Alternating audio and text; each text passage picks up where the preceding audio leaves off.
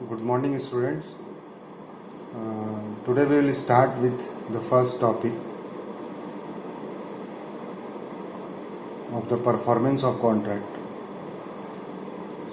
जो हमारे सिलेबस में है, जैसे हमने पिछले लेक्चर में देखा था, पिछले वीडियो में देखा था, discharge of contract. What are the various modes of discharge of contract. जो हमारा सिलेबस है कॉन्ट्रैक्ट 1 का, वो पार्ट ए में दिया हुआ डिस्चार्ज ऑफ कॉन्ट्रैक्ट. कॉन्ट्रैक्ट कैसे डिस्चार्ज हो जाएगा, कैसे सेटिस्फाई हो जाएगा, पार्टीज के राइट्स एंड ड्यूटीज कैसे खत्म हो जाएंगे. तो वहाँ पे दिया हुआ है कि there are 4 modes of discharge of contract. Discharge by performance, discharge by agreement, discharge by breach and discharge by impossibility. जो first mode of discharge of contract है, डिस्चार्ज बाय परफॉर्मेंस, उसको हम लोग आज स्टार्ट करने जा रहे हैं. जो हमारा पहला टॉपिक है डिस्चार्ज बाय परफॉर्मेंस. तो जैसा कि हम लोग जानते हैं कि अगर हम कॉन्ट्रैक्ट बनाते हैं, अगर the two parties have made the contract, अगर उन्होंने कॉन्ट्रैक्ट किया है कि मैंने कहा कि मैं आपको इतने पैसे दूंगा या आपको ये सामान बेचूंगा, तो ये जो कॉन्ट्रैक्ट किया है हमने, when the parties have entered into contractual obligation, the very next stage is that the parties perform their respective obligation. कि पार्टीज को अपना रेस्पेक्टिव ऑब्लिगेशन पूरा कर देना है, ये उनसे एक्सपेक्ट किया जाता है, ये उनकी कॉन्ट्रेक्चुअल ड्यूटीज है. राइट्स एंड ड्यूटीज कोरिलेटिव है. राइट्स सामने वाले का राइट है मेरे से कॉन्ट्रैक्ट का परफॉर्मेंस लेना, और मेरी ड्यूटी है कॉन्ट्रैक्चुअल ऑब्लिगेशन को फुलफिल करना. सो प्रोमिसर और प्रोमिसी दोनों के राइट्स और ड्यूटीज दोनों पार्टीज की हैं. सो ये कॉन्ट्रैक्ट डिस्चार्ज होने का सबसे नॉर्मल तरीका, सबसे बेसिक तरीका जो है कि पार्टीज अपने जो ऑब्लिगेशन है उसको फुलफिल कर दें, तो हम कहेंगे कॉन्ट्रैक्ट डिस्चार्ज हो गया. तो इसमें पहला सेक्शन जो है वो है सेक्शन 37.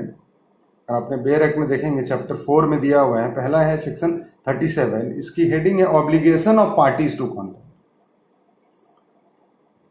उसका मार्जिनल नोट, जो हेडिंग है सेक्शन की, जिसको मार्जिनल नोट कहते हैं, वो कहता है obligation of parties to contract.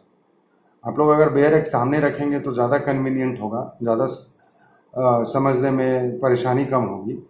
Obligation of parties to contract, कि पार्टीज जो कॉन्ट्रैक्ट के पार्टीज हैं, the parties to the contract, if they are 2 parties और there may be more than 2 parties, तो व्हाट आर देयर ऑब्लिगेशन, कि हमारा obligation क्या है.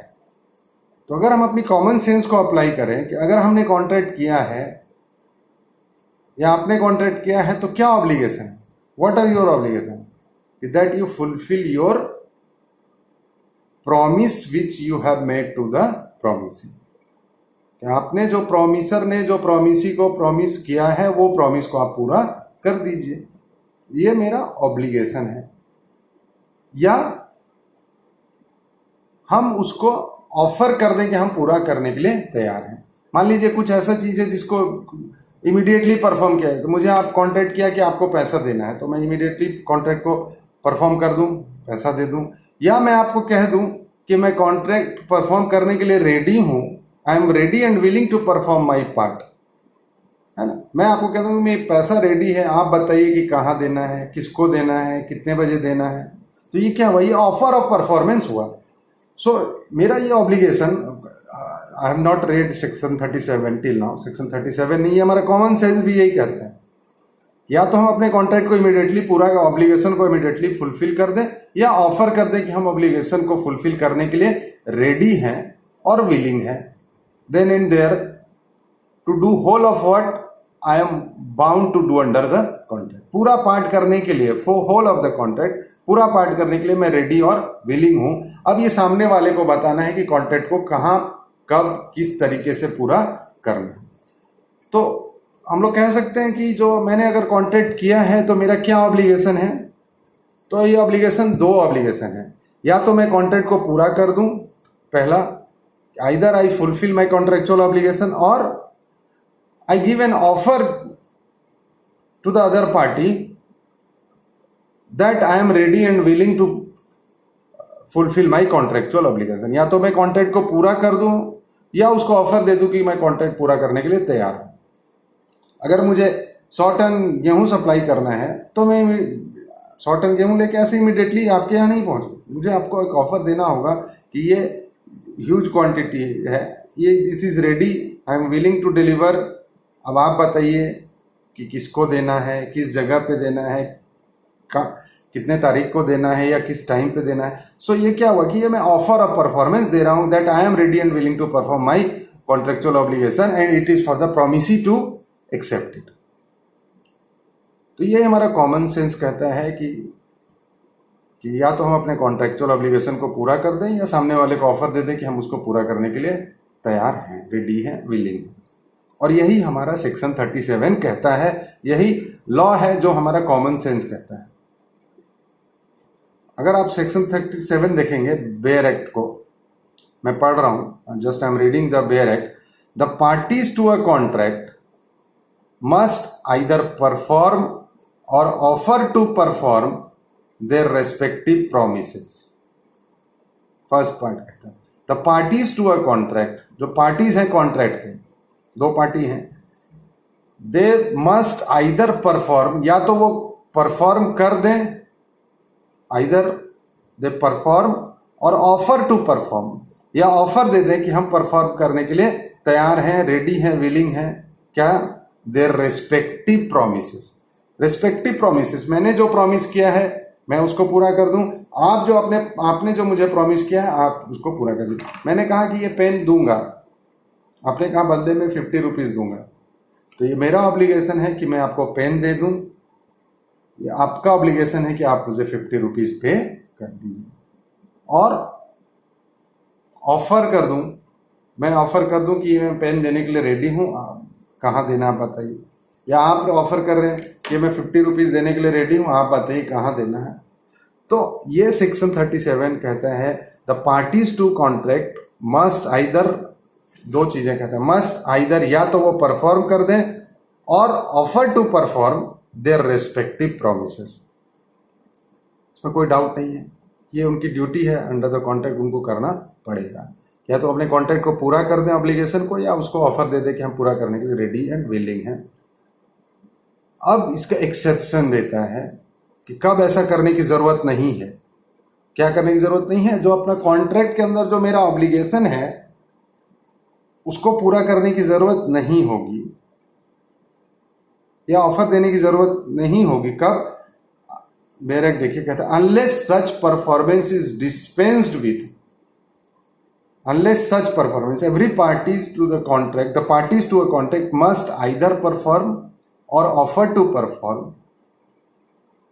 the parties to contract must either perform or offer to perform their respective promises। कि आप अपने perform कर दें या ऑफर कर दें परफॉर्म करने का अपने रिस्पेक्टिव प्रोमिसेस को, unless such performance is dispensed with, कि ये परफॉर्मेंस को पूरा करने की जरूरत नहीं है। अनलेस सच परफॉर्मेंस, जो कॉन्ट्रेक्चुअल ऑब्लिगेशन है उसको परफॉर्म करने की जरूरत नहीं, unless such performance is dispensed with or excused under the provision of this act or of any other law.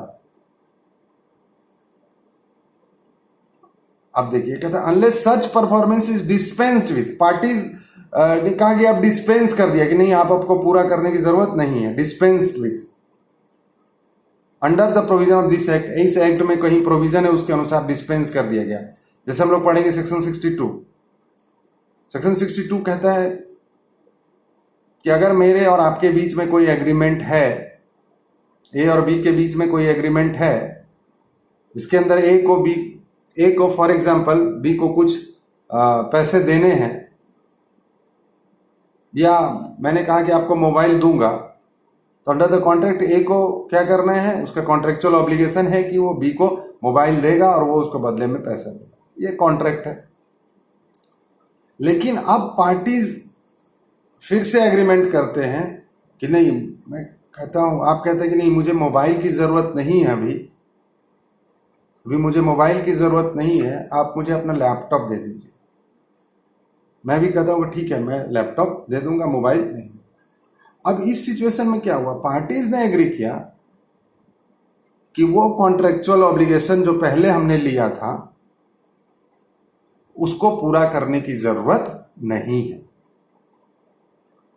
The performance of the contractual obligation has been dispensed with, कि उसको पूरा करने की जरूरत नहीं है। तो ऐसे बहुत सारे सर्कमस्टांसेस हैं जहां पे कॉन्ट्रेक्चुअल ऑब्लिगेशन को पूरा करने की जरूरत नहीं होगी।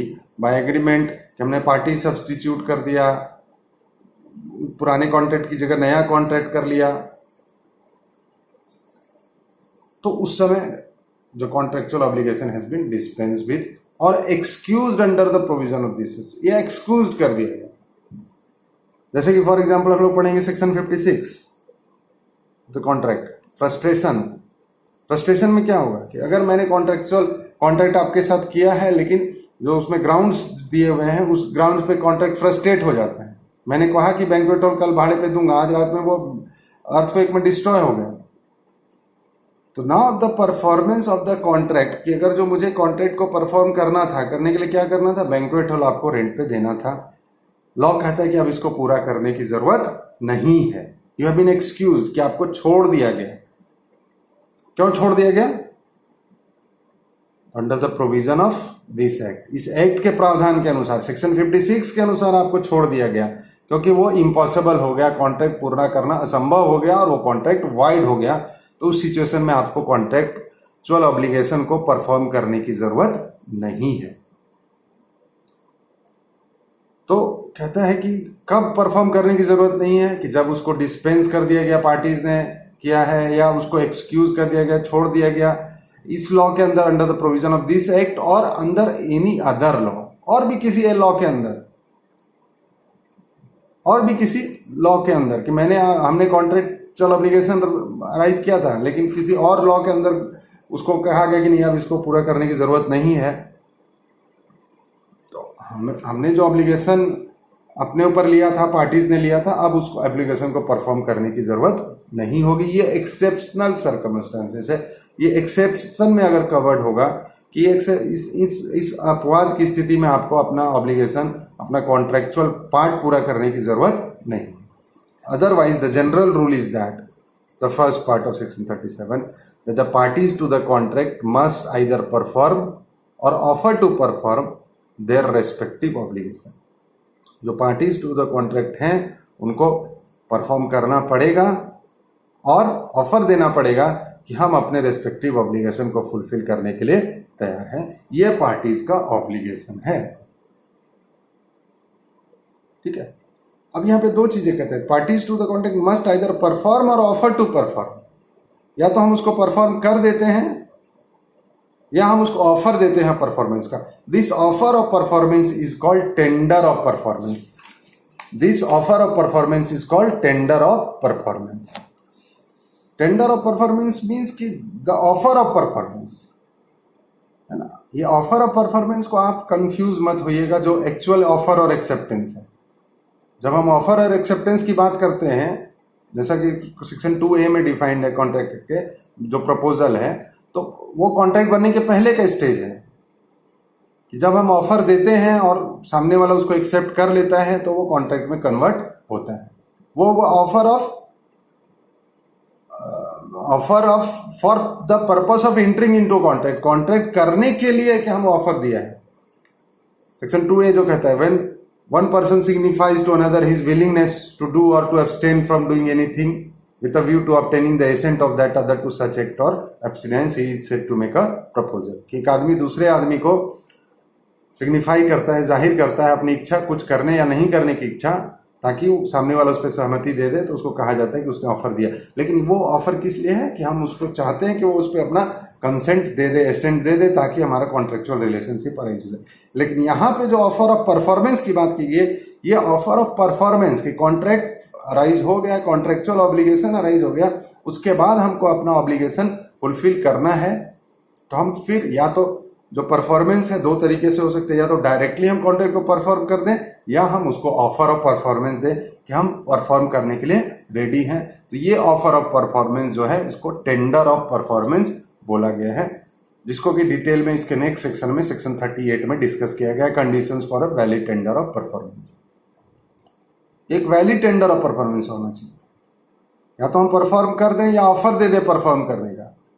फिर मेरी ड्यूटी खत्म हो जाएगी, अब सामने वाले को एक्सेप्ट करना है। लेकिन मेरा ऑफर परफॉर्मेंस क्या होना चाहिए? वैलिड होना चाहिए। मैंने कहा कि 100 टन गेहूं देना है, अब मैं कह रहा हूँ रात के 12 बजे आप गेहूं ले लीजिए, तो ये वैलिड ऑफर और परफॉर्मेंस नहीं हुआ। पूरी क्वांटिटी होनी चाहिए, प्रॉपर टाइम होना चाहिए, प्रॉपर प्लेस होना चाहिए। तो वो सेक्शन 38 में दिया हुआ है conditions for valid offer of performance. तो ये परफॉर्मेंस दो तरीके से हो सकता है, या तो हम डायरेक्टली कॉन्ट्रैक्ट को परफॉर्म कर दें या ऑफर ऑफ परफॉर्मेंस दे दें कि इसी ऑफर ऑफ परफॉर्मेंस को टेंडर ऑफ परफॉर्मेंस कर दें। क्लियर है? इसके बाद इसका दो सेकेंड पैराग्राफ है सेक्शन 37 का, उसको देखिए। कहता है promises binds the representative of the promisor in the case of death of such promisor before performance. Promises bind the representatives of the promisor. Promisor, मैंने आपको प्रॉमिस किया कि मैं आपको पैसे दूंगा, मैं आपको प्रॉपर्टी बेचूंगा, मैंने कॉन्ट्रैक्ट किया है आपके साथ। इस कॉन्ट्रैक्ट के अंदर मैंने आपको प्रॉमिस किया कि मैं अपना घर आपको बेचूंगा। तो कहते हैं ये प्रॉमिस जो है, promises bind the representative of the promisor, जो प्रोमिसर के रिप्रेजेंटेटिव हैं वो भी इस प्रॉमिस से बाउंड है, मानने के बाउंड है इन case of death of such promisor. अगर प्रोमिसर बिफोर परफॉर्मेंस, कि अगर कॉन्ट्रेक्चुअल ऑब्लिगेशन को पूरा करने के पहले प्रोमिसर मर जाता है तो क्या होगा? मैंने कहा कि मैं प्रॉपर्टी दूंगा, प्रोमिसर ने कहा प्रॉपर्टी दूंगा, लेकिन प्रॉपर्टी देने के पहले उसकी डेथ हो जाती है, तो क्या होगा? कॉन्ट्रैक्ट खत्म हो जाए? नहीं, ये सेक्शन 37 सेकेंड पैराग्राफ कहता है कि अगर प्रोमिसर ने कुछ प्रॉमिस किया है अंडर द कॉन्ट्रैक्ट, उसका कोई ऑब्लिगेशन है, उस ऑब्लिगेशन को फुलफिल करने के पहले, अपने प्रॉमिस को फुलफिल करने के पहले प्रोमिसर मर जाता है, तो हिज प्रॉमिस, जो उसने प्रॉमिस किया था, that promise binds the representative of the such promisor. उस प्रोमिसर के रिप्रेजेंटेटिव्स को उस कॉन्ट्रेक्चुअल ऑब्लिगेशन को पूरा करना पड़ेगा। Representative means legal representative. जो भी प्रोमिसर्स के लीगल रिप्रेजेंटेटिव हैं प्रोमिसर के, वो बाउंड है उस प्रॉमिस को पूरा करने के लिए जो कि प्रोमिसर ने किया था बिफोर डेथ।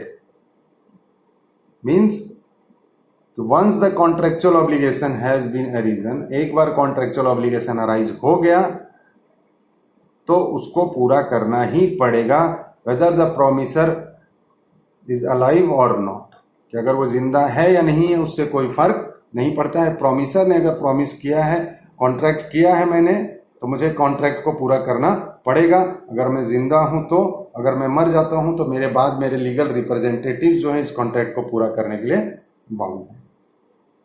इसका फर्स्ट पार्ट। अब लेकिन ये कॉमन सेंस की चीज़ है। मैंने कहा कि मैं प्रॉपर्टी दूंगा, प्रॉपर्टी बेचूंगा, कॉन्ट्रैक्ट किया इतने पैसे में बेचूंगा, लेकिन मैं देने के पहले मर जाता हूँ, तो मेरे लीगल रिप्रेजेंटेटिव उस कॉन्ट्रैक्ट को पूरा करने के लिए बाउंड है। लेकिन अब कॉमन सेंस की बात है, अगर मैंने कहा कि I am a famous singer, suppose कि मैं एक फेमस सिंगर हूँ, तो मुझे आपने हायर किया कि इस दिन आप आके हमारे जो एक लाइव शो होगा, इस दिन आके आप गाना गाइएगा। तो आपके और मेरे बीच में कॉन्ट्रैक्ट है कि आप मुझे उसके बदले में फीस देंगे और मैं उस दिन आके आपके लिए गाना गाऊंगा। अब इस सिचुएशन में क्या है कि अगर कॉन्ट्रैक्ट है, कॉन्ट्रैक्ट के अंदर परफॉर्मेंस देना है, लेकिन अगर कॉन्ट्रैक्ट जो प्रॉमिस मैंने किया है वो प्रॉमिस क्या है कि गाना गाना है, लेकिन अगर गाना गाने के पहले अगर प्रोमिसर मर जाता है तो क्या होगा? अगर मैं मर जाता हूं तो क्या होगा? अब ये नहीं कह सकते कि मेरे बदले मेरा कोई लीगल रिप्रेजेंटेटिव मेरे इस कॉन्ट्रेक्चुअल ऑब्लिगेशन को पूरा कर देगा, मेरे बदले परफॉर्म कर देगा, मेरे बदले मेरा बेटा गाना गा देगा। ऐसा नहीं हो सकता है। क्यों नहीं हो सकता है? Because it depends on the personal capacity of the performance promisor. मेरे पर्सनल कैपेसिटी पर डिपेंड करता है, पर्सनल स्किल पर डिपेंड करता है। पर्सनल स्किल है कि ये गाना गाना है तो मैं ही कर सकता हूँ। मैंने एग्रीमेंट किया कि मैं आपके लिए पेंटिंग बनाऊंगा। अब ये नहीं कह सकते कि आप मर गए तो आपके बदले आपका बेटा बना दे।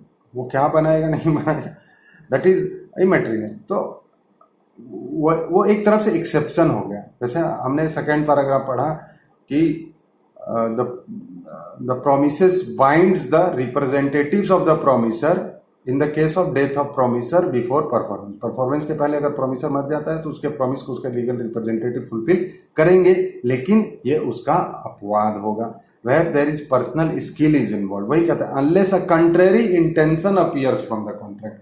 Unless a contrary intention, parties का इंटेंशन कॉन्ट्रेक्चुअल कॉन्ट्रैक्ट से क्लियर हो जाता है कि नहीं, कि अगर कॉन्ट्रैक्ट पूरा करना है तो ये प्रोमिसर ही करेगा, उसके बदले उसका लीगल रिप्रेजेंटेटिव नहीं कर सकता है। कि गाना गाना है तो सिर्फ आप ही गा सकते हैं, आपके बदले अगर आपका लीगल रिप्रेजेंटेटिव नहीं गा सकता है। In that situation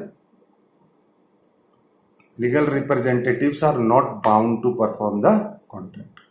legal representatives are not bound to perform the contract. ये उसका एक्सेप्शन हुआ, बट जनरल रूल यही है कि एक बार जो कॉन्ट्रैक्ट बन गया तो उस कॉन्ट्रैक्ट के अंदर जो भी ऑब्लिगेशन है, जो भी प्रॉमिस है, उसको पूरा करना पड़ेगा। अगर कॉन्ट्रैक्ट में बना लेता हूँ, कॉन्ट्रैक्ट कोई भी पार्टी बना लेता है, तो वो उस पार्टी के डेथ से उस कॉन्ट्रैक्चुअल ऑब्लिगेशन पर, उस कॉन्ट्रैक्ट पर कोई अंतर नहीं पड़ता है। उसके लीगल रिप्रेजेंटेटिव उस कॉन्ट्रैक्ट को परफॉर्म करने के लिए बाउंड है। इससे रिलेटेड यहाँ पे 2 इलस्ट्रेशन दिया हुआ है जो कि और इस सेक्शन को और क्लियर करता है। इलस्ट्रेशन ए में दिया हुआ है कि वो गुड्स देने की बात करता है और गुड्स देने के पहले वो मर जाता है तो उसके लीगल रिप्रेजेंटेटिव को गुड्स देना पड़ेगा। इलस्ट्रेशन बी कहता है कि उसने पेंट करने का प्रॉमिस किया था लेकिन वो मर जाता है, तो this contract can not be enforced against the representatives of the promisor after his death because it depends on the personal skill only. So this is section 37। Section 37 just to give a summary कि section 37 कहता है the parties to contract, उनका क्या obligation है। अगर मैंने contract किया है, पार्टीज ने कॉन्ट्रैक्ट किया है, उनका क्या ऑब्लिगेशन है। कहता है parties to contract must either perform और offer to perform their respective obligation. क्या आप अपने ऑब्लिगेशन को पूरा कर दीजिए या ऑफर दे दीजिए कि हम पूरा करने के लिए रेडी एंड विलिंग है, unless such performance is dispensed with or excused under the provision of law. Second paragraph कहता है the promises bind the representatives of the promisor in case of death of the promisor before performance. Performance देने के पहले अगर promisor मर जाता है तो उसके प्रॉमिस को उसके लीगल रिप्रेजेंटेटिव पूरा करेंगे, unless a contrary different intention, unless a contrary intention appears from the contract. If the intention was that it must be performed by the promisor only, then such contract will be performed by the promisor only. promisor को ही पूरा करना पड़ेगा। वहां जहां पे personal skill,